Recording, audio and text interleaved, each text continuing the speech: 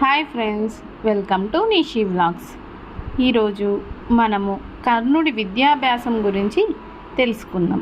కర్ణుడు విద్యాభ్యాసం చేయుచున్నప్పుడు చాలా అవమానాలు, శాపాలు ఎదుర్కొన్నాడు. అవి ఏంటో ఇప్పుడు తెలుసుకుందాం. కర్ణుడు అంగదేశంలోని అతిరథుని ఇంట్లో వసుసేన మరియు వృష అనే పేర్లతో పెరిగాడు. గూఢచారుల ద్వారా కుంతికి ఈ విషయం తెలిసింది.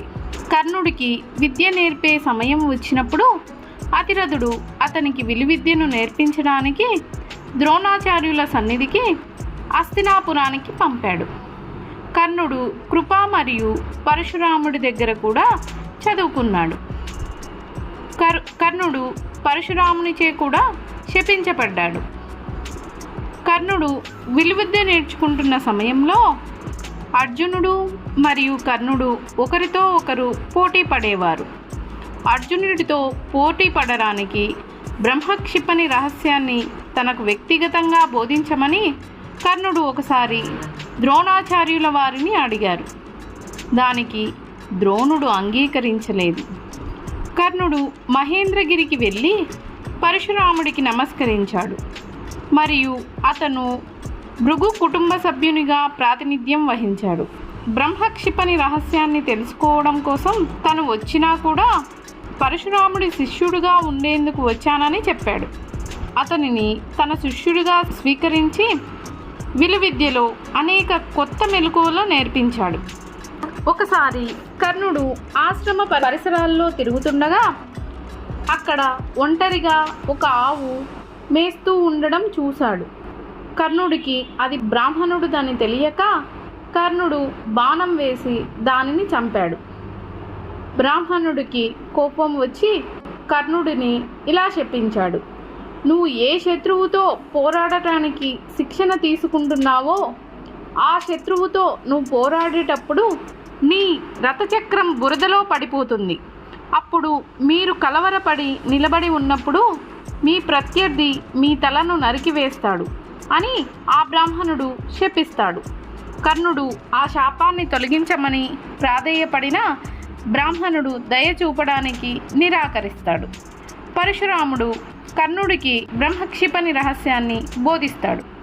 ఒకరోజు ఉదయం పరశురాముడు ఉపవాసం ఉండి తన శిష్యులతో కలిసి ఆశ్రమం చుట్టూ తిరిగి తర్వాత అలసిపోయిన పరశురాముడు కర్ణుడి ఒడిలో తలపెట్టి నిద్రపోయాడు. అప్పుడు అలర్కా అనే బీటిల్ కర్ణుడిపై దాడి చేసి అతని తొడ నుంచి రక్తం పీల్చడం ప్రారంభిస్తుంది. అతని తొడ నుంచి రక్తం కారుతుంది. అప్పటికీ కూడా కర్ణుడు నిద్రలో ఉన్న తన గురువుకి భంగం కలిగించకూడదని అతని స్థానం నుంచి కదిలించలేదు. అకస్మాత్తుగా కర్ణుడి తొడ నుంచి రక్తం కారుతుండడం వల్ల ఆ తడి తగలడంతో అకస్మాత్తుగా పరశురాముడికి మెలకువ వస్తుంది. మెలకువ వచ్చాక ఈగను చూశాడు. బీటిల్ చనిపోయి ఉంది. అది రాక్షస రూపాన్ని ధరించి గాలిలో పైకి లేచి, స్వామి, నేను ఒకప్పుడు ధ్వంస రాక్షసుడిని.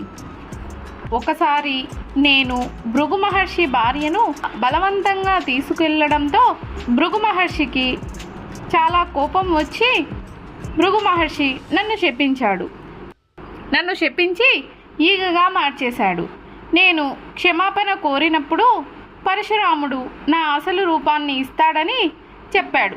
ఆ రాక్షసుడు అంతటితో అదృశ్యమైపోయాడు. పరశురాముడు గర్వంగా నిలబడి కర్ణుడి వైపు చూశాడు. కర్ణుడి వేషమంతా రక్తంతో నిండిపోయింది. పరశురాముడు కర్ణుడితో, ఇంత ఓపికతో ఏ బ్రాహ్మణుడు కూడా ఇంత బాధను భరించలేడు. ఖచ్చితంగా నువ్వు బ్రాహ్మణుడివేనా? నాకు నిజం తెలియజేయు అని పరశురాముడు గట్టిగా అడిగాడు. పరశురాముడు అలా అడిగేసరికి కర్ణుడు భయంతో వణికిపోయాడు. భయంతో వణికిపోతున్న కర్ణుడు తన గుర్తింపును వెల్లడించాడు. వెంటనే పరశురాముడు కర్ణుడిని నీ శత్రువుపై ప్రయోగించాలనుకున్న బ్రహ్మక్షిపణి రహస్యాన్ని మర్చిపోతావు అని శపించాడు.